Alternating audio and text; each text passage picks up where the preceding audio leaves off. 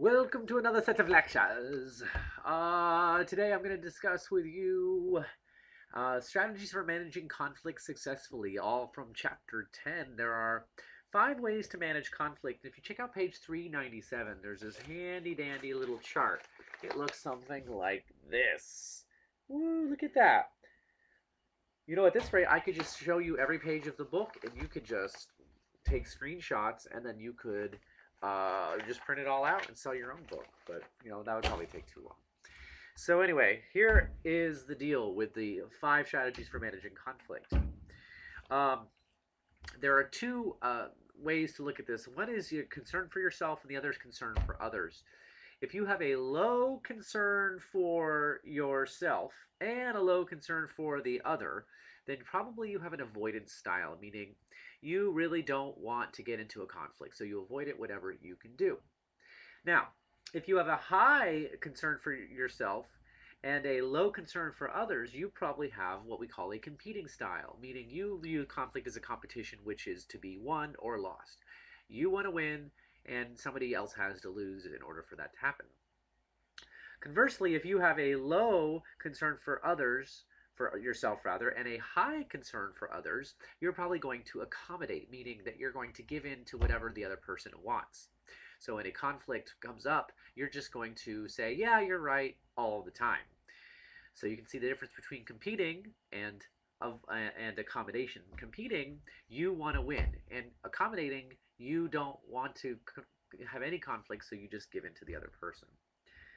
The final two of ours is when you have a high concern for others and a high, kind of actually in the middle concern for others and a middle concern for self. And this is called compromising. That's when you give a little and you get a little back. The final one is called collaborating, and that's when you try to come up with brand new solutions and try to get a win-win situation. Here's the big difference between competing and collaborating, because they sound kind of similar. With competing, you both give a little, which means you both lose a little in order to gain. But with collaborating, you come up with a brand new solution in order to get everybody exactly what they want. Let me give you some examples here on how this might work. Say that there's a conflict about what you should do with a car.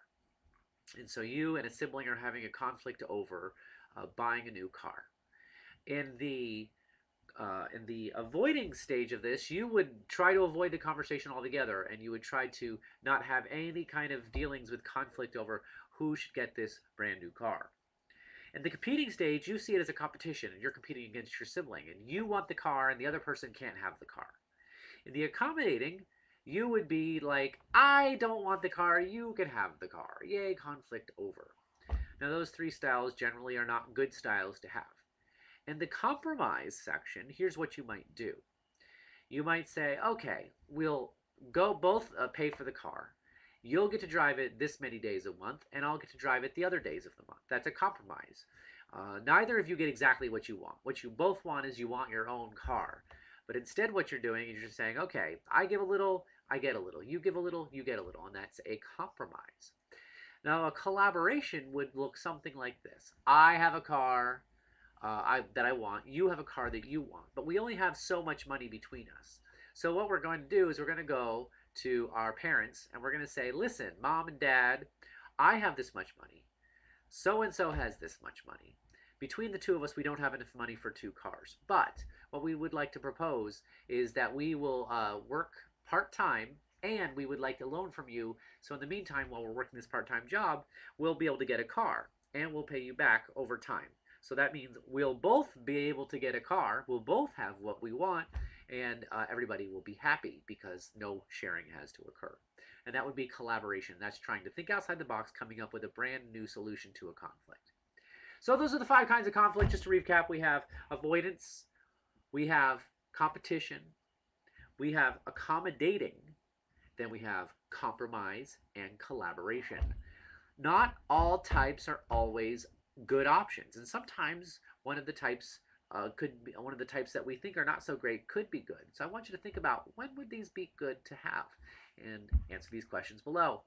Have a great day, everybody. Bye.